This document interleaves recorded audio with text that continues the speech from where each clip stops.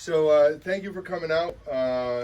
We are holding this press conference today to respond to the release of information that occurred yesterday. Yesterday afternoon, as we were sitting here with our client reviewing a lot of the same information that was released, we were notified that there was a dump of information by the Waterbury Police Department. Needless to say, we were shocked at this. In 22 years of doing criminal defense, this is the first time I've had literally the discovery in the case that we often struggle to get, and we often wait months to get, to be released to the general public. It was shocking, to say the least. I can't explain why it would be done. The only thing that we could think of is that it's clearly being done to sway public opinion. As if there weren't enough people rooting against my client already, as if there weren't enough people that had already made up their minds and convicted her. We believe this grossly reckless act by the police department, or intentional and reckless disregard for my client's constitutional rights, was just completely inappropriate. Completely inappropriate, and I can only imagine designed to, one, bury positive information that came out yesterday, and two, further erode my client's chance at a fair trial. And what I'm referring to, yesterday there was some information that was released regarding the 2005 investigation. And interestingly, it was carried by one media outlet, to my knowledge. One media outlet reported that in 2005, the police went to the home. They spoke to the individual. They reported that he appeared healthy and happy, and that the residence appeared normal and lived in.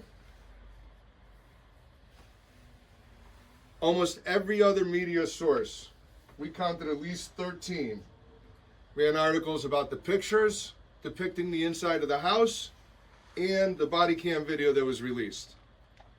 We can only think that this additional information, the photos and videos, were released to bury the truthful, positive information that came out yesterday.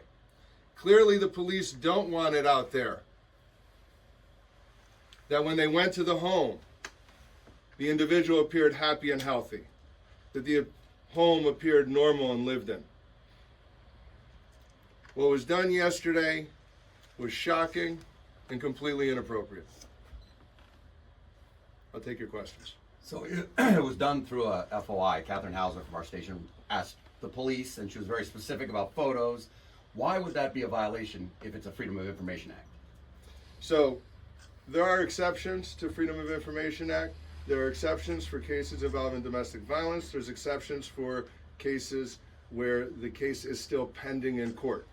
In 22 years, I've always been denied when I've wanted information about a pending case.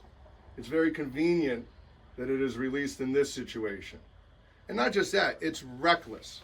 It is completely reckless. We are in the middle of a very high-profile case with a lot of attention and a lot of minds made up all over the world. It's not just here, but all over the world, people have convicted her. Okay? We were just in court talking about how we need to protect her right to a fair trial.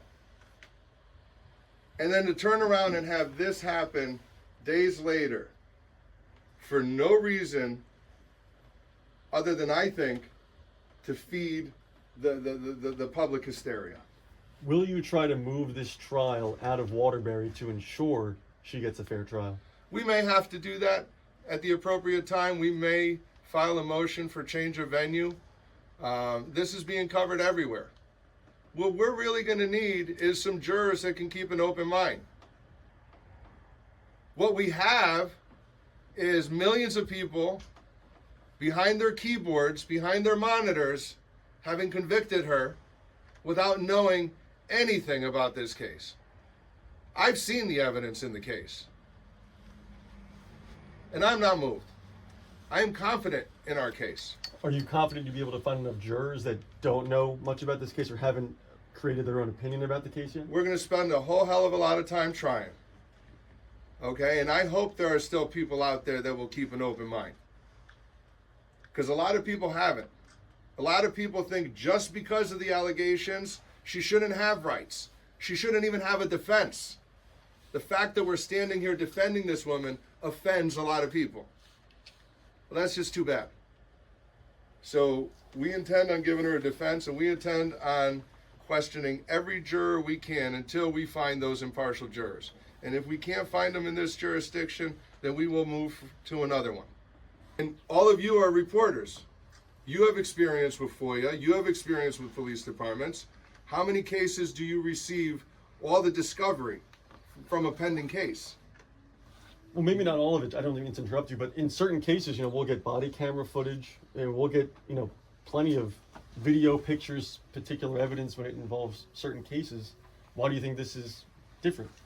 Well, I think this is different because we have a case that is pending in court. There was a denial of the request initially. It is something that the police department could have continued to deny and allowed it to go through the FOIA process, allow it to go to a hearing. No decision or ruling was made. The police department voluntarily turned it over. They were not under an obligation to turn it over at this time. They could have continued to deny the request. They chose to release it. The timing is suspect. When did you get the photos? I got the photos only days earlier. What did you think? Within a week. So, and here's something that everyone should know about these. When I get these photos, I can't share them with anyone. I can't even give a copy of these photos to my own client because we would get in trouble because the rules prohibit it. But for some reason, the Waterbury Police Department felt it appropriate to disclose all that information now. What did you think of the photos when you saw the photos? They were photos. They don't prove anything. In fact, look closely at those photos. What do you see? What do you not see? Those locks. There's exterior locks on multiple doors. Some are a latch. A lot just had a simple keychain. Ask yourself, is that the restraint that's going to keep someone captive 20 years? Where are the handcuffs? Where are the chains? Where are the signs of restraint? Those pictures raise a lot of questions if you look at them objectively. If you haven't rushed to judgment, if you don't look at this through the lens of everything that has been said about my client is true, and you step back for a second, you're going to see that a lot of things don't add up. So the pictures, I think, are put out there to make her look bad because the house appears messy. Oh, there's an exterior lock here. Let's all jump to conclusions. There's a long way to go from these allegations to anything proven at trial. John, the pictures might not raise a ton of questions, but I think a lot of people, what's come out in the press is the 68.7 pounds. That certainly has raised a lot of questions. I know you haven't wanted to explain any of that, but do you understand why that would raise a ton of questions? And of course. Some of the specifics in the warrant about not bathing for a while, not getting a haircut for years, the food, the alleged drinking out of the toilet. Do you understand that would raise a lot of questions? Yeah, and it is troubling behavior. And I don't know why he was drinking out of a toilet. But that was reported in grade school by the principal before any alleged abuse ever began. So let's put that in context, okay? The principal reported that years ago. I think the claim was that he was drinking out of a urinal. Long before any alleged abuse. But no one's questioning that. No one's looking at this objectively. And as far as his weight, I haven't seen any medical records yet. And there may be other explanations for his weight. Ask a doctor. That's not for me to explain. There could be a lot of reasons. And we may raise some more of those questions. But now's not the time for me to guess as to why he was 68 pounds. What I can tell you was there was food in the fridge. There was food in the cabinets. She brought food home. But was he allowed to eat it? Yes, absolutely. And you all wanted to hear from her. Thanks to the Waterbury PD, you now have heard from her in that body cam. She was asked, were there locks on the doors? Was the door locked? No. Is the door usually locked? No. Does he have free reign through the house? Yes. Those questions have been asked, and they've been answered. So where do you think all these allegations are coming from? I mean, these are very specific allegations in the warrant, tons of them. Yeah. So where do you think those specifics are coming from? I have some thoughts. What are they? Those will all come out at trial, because that's the appropriate place for it. Trial, cross-examination. It's real easy for someone to tell a story and everyone just to accept it as true. But when tough questions are asked, and that's what cross-examination is for, stories fall apart. Hopefully, we stop getting surprises from the police department and we can focus on the job we need to do, and we could focus on preparing this case and fighting it in court. That's where we are going to have this fight. We're going to have it in court. And we're going to prepare every day for that fight in court. And we're going to be ready when that fight comes. I don't want to be going back and forth to court, arguing conditions of release. I don't want to be dealing with news dumps or dumps of files and having to respond to this allegation or that allegation. I'd like to focus on the discovery, prepare a defense, and do the job we were retained to do. We are confident in our case. We're confident in the arguments we're going to make at trial. We hope that we could get our client a fair trial, and we hope that people stop engaging in reckless behavior that puts her right to a fair trial in jeopardy. Have you heard from the Waterbury Police Department or the State's Attorney's Office about why these documents were released and how they were released? I have not heard from the Waterbury Police Department. I have spoken to people at the State's Attorney's Office.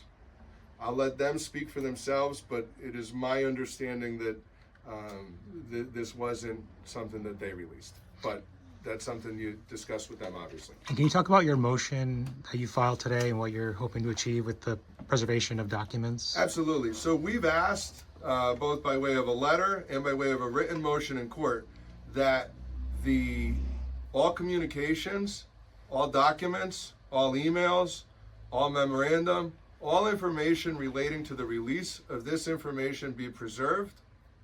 We question the timing of it, we question the motivation of it, and we question why it was done at all. And all those issues may be relevant. Depending on who testifies at trial, their motivation, if they were involved in the release of this information, their motivation may be relevant. Their biases against my client may be relevant. So we've asked that all this information be preserved.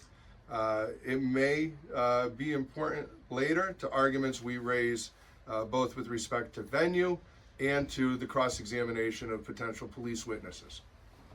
What about the claim about his teeth being rotten and when he would eat that some of his teeth would even break? Any truth to that? What I can tell you is the first video I saw of him, he was eating a Butterfinger. I don't know about his teeth, but it seems like that would not be. Was the video taken when he was living? After. Days after? At the hospital? I would prefer not to comment specifically on too much of the discovery. Who knows? Maybe the police have released that video too. I don't have a full grasp on everything the police released. It's my understanding that they've released even more videos than just the one video and the 42 photographs. I haven't been able to confirm it independently, but I believe at least one news source has more body cam videos as well.